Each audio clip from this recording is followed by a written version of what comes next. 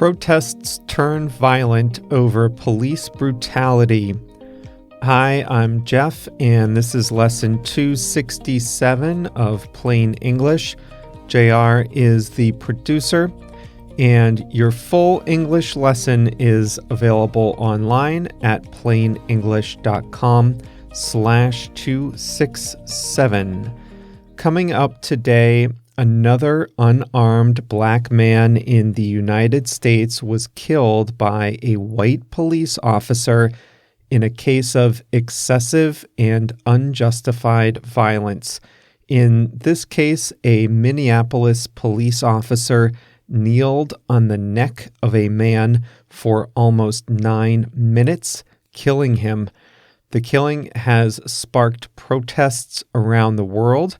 Many of the protests turned violent in America's big cities. The expression we'll review today is call for.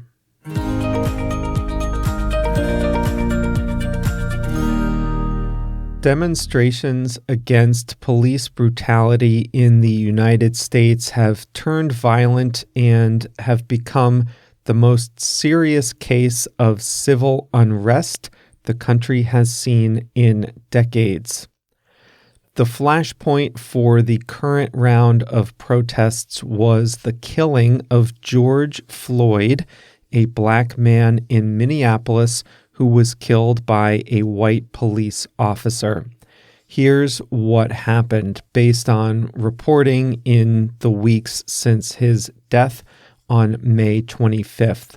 Floyd went to a deli to buy a pack of cigarettes, and he paid with a $20 bill. A teenage clerk at the deli called the police because he thought the $20 bill was counterfeit. The police responded to the call and found Floyd sitting in a car near the deli. For some reason, they pulled a gun on him and arrested him. When they tried to get him into a police car, he stiffened up and complained of claustrophobia. He fell to the ground near the police car. Witnesses said he appeared to be in an agitated state. One of the officers put his knee on Floyd's neck and pressed down. Floyd repeatedly said, "I can't breathe." After 6 minutes, he stopped talking. Bystanders pleaded with the officers to check his pulse. When they did so, they couldn't find a pulse. The officers didn't move. After a total of 8 minutes and 46 seconds, the officer took his knee off Floyd's neck. He was unresponsive. Floyd was put on a stretcher and loaded into an ambulance and was pronounced dead an hour later. Most of the ordeal was caught on video. 3 other police officers did not intervene in what happened. This was an unspeakable abuse of police power. We do not know why the officer originally pulled out his gun on Floyd. Police officers need a reason to do so, and we do not know if there was a reason or not. What is clear is that the officers at the scene had no justification for the level of force they used and continued to use against Mr. Floyd. The officer who had his knee on Floyd's neck was fired immediately and has been charged with murder. If he is convicted, he faces up to 35 years in prison. The other 3 officers have not been charged yet as of when I am recording this.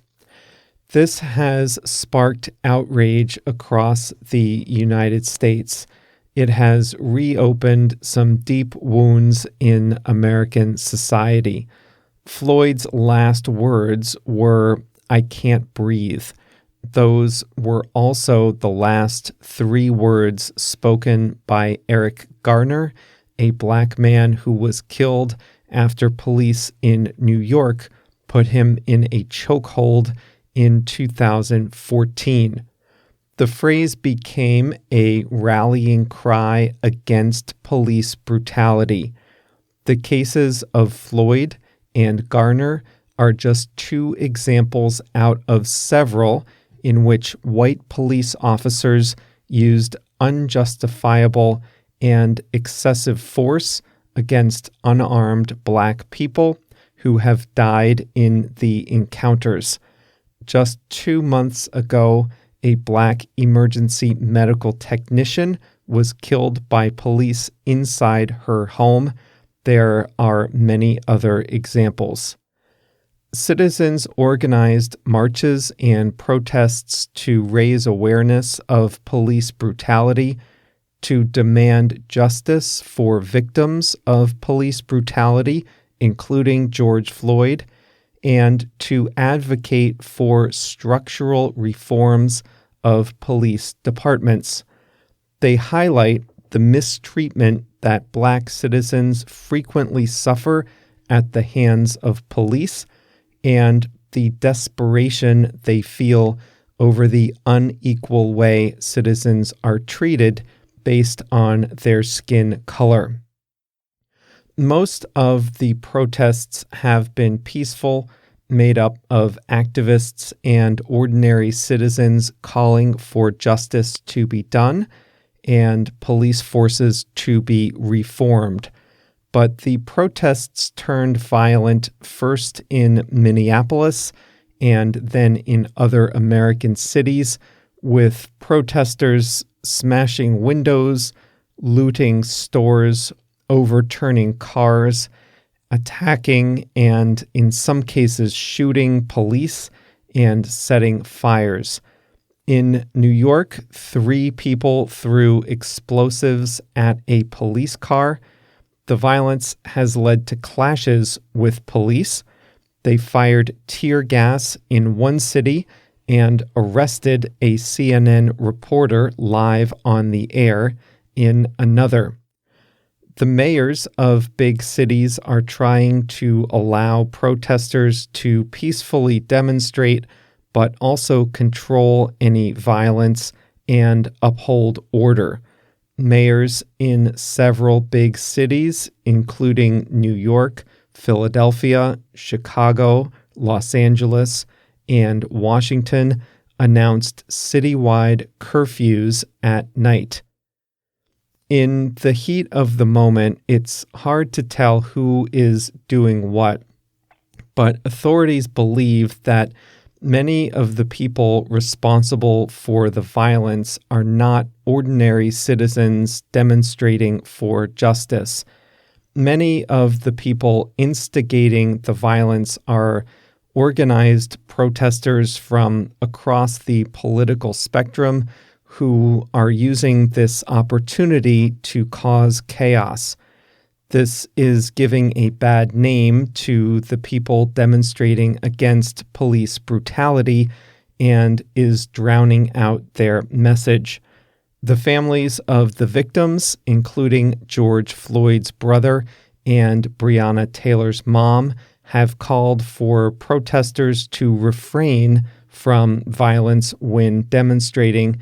They are saying that the people who bring violence to peaceful protests are doing nothing to help and are hurting the message.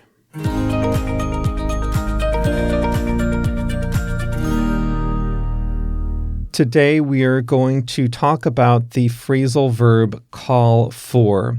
You heard that the families of George Floyd and Breonna Taylor are calling for protesters to remain peaceful. What does call for mean in this case? They are requesting action. Specifically, you are requesting other people to take action. When you call for something, you are requesting that someone else do something. It is often used in the public sphere, in government, big organizations, or big groups of people. When the families of the victims of police violence and police brutality call for protests to remain peaceful, they are requesting that people not engage in violence. After the death of George Floyd, people were calling for the officer to be arrested and charged with murder. He was quickly charged with murder and will stand trial.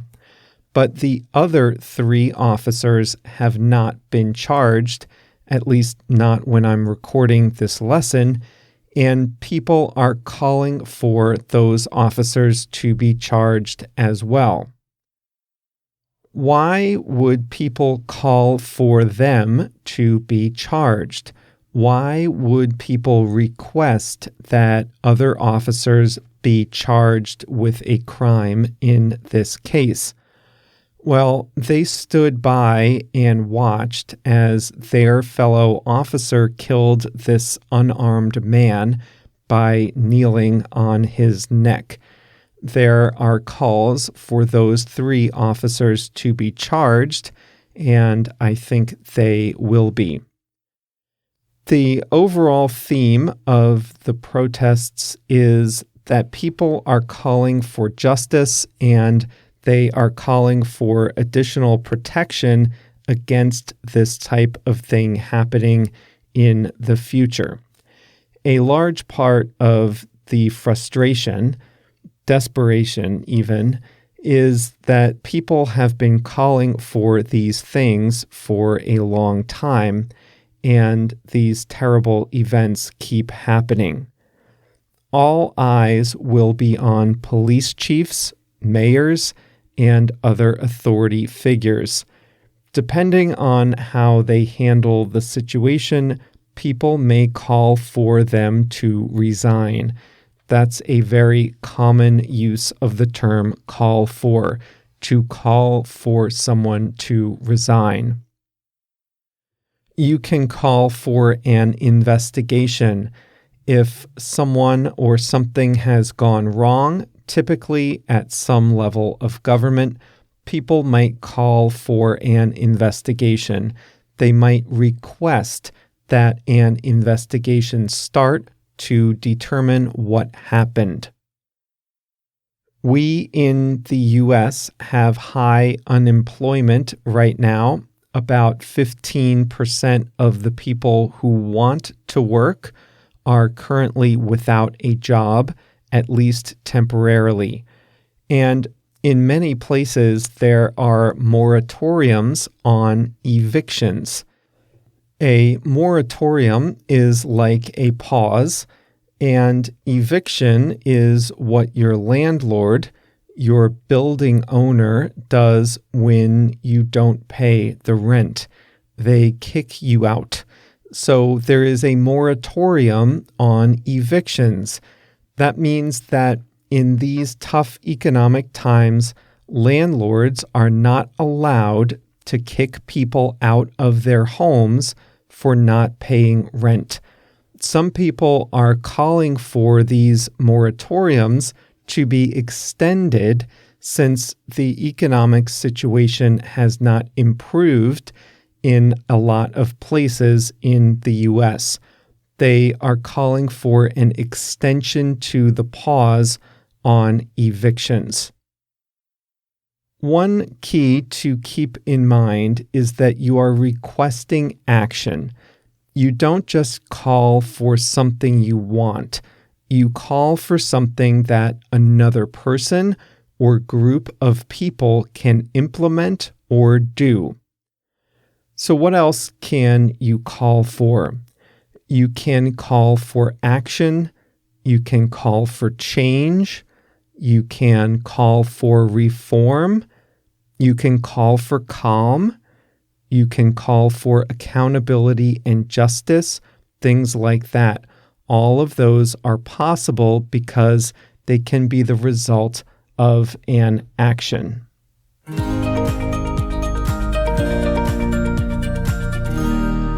Today's song of the week is Infinite Space by young Mr., aka Steve Fiore. He said the song was inspired by a podcast about extraterrestrial life. That's life on other planets.